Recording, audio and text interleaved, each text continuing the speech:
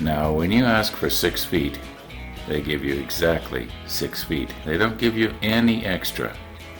So this little bit here on the end, where it's maybe a little bit weathered, and maybe they had a little bit of wax or something that they stuck, in the end grain here to keep it from cracking, I'm probably going to have to cut that off, maybe 1/4 of an inch.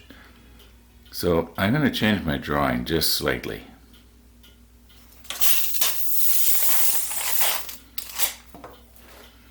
Oh, I want this end of the board because I think I can do a mirror image better when I join it together using this end than if I used the other end. The other end, the grain changes too drastically. Here we are back at our drawing again. I want to show you something here, and that is if I shorten the back, just the top part, not the tail, by about 1.5 inches, it doesn't really change the overall appearance a whole lot. You're not going to notice whether it's 29 inches or 27.5. Now I've got a bit of an ulterior motive going on here. I want to end up with a piece left over that's a little over 16 inches long. And that way I can use part of it for the upper and lower sills on the hood, and I can resaw an 8-inch piece of it and make a dial board. That way I'll end up with a real walnut dial board. Some of you might be remembering that piece that we saw way back at the beginning of episode number 1 that was left over from the mantel clock. That's just not quite enough. And I don't want to have to be going back to the lumberyard for any more just to make the dial board, and I don't want to be using a veneer, or I don't want to be using monkey wood, which probably would look all right, but I want to use, walnut throughout, and that way I can say it's a solid walnut clock.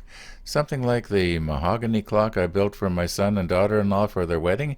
It was a solid mahogany clock. Or the oak clock I have here hanging in my living room. It's a solid oak clock. Now I realize I could slide this thing right down and cut this off, this way, but I'm used to cutting the other way. And as they say, it's kind of hard to teach an old dog new tricks.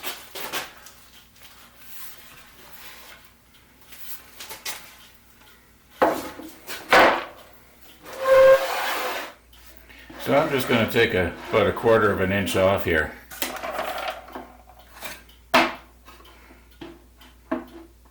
See what it looks like.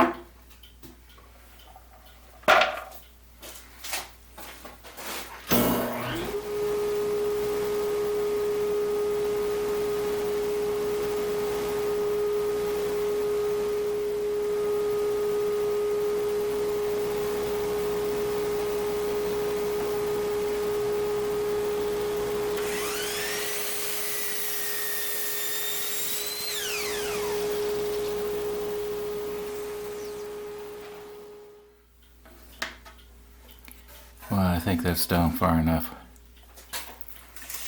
Okay, 27 inches we want.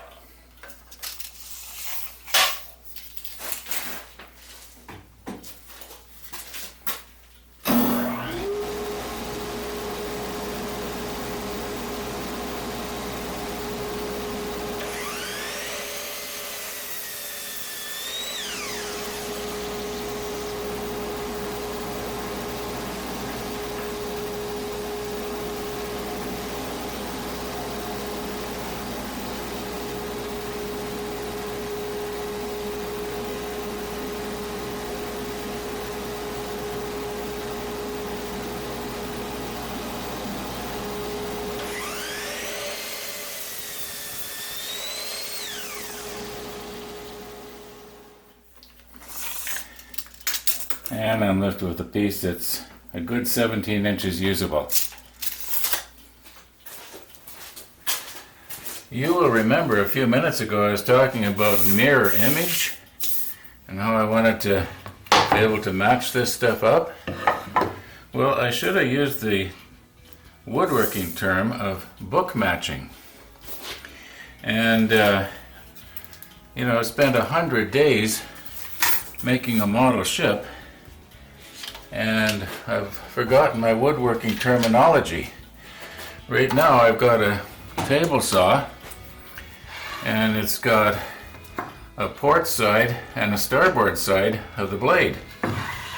Well, not quite, but anyway, this is what I was thinking. Now, it looks to me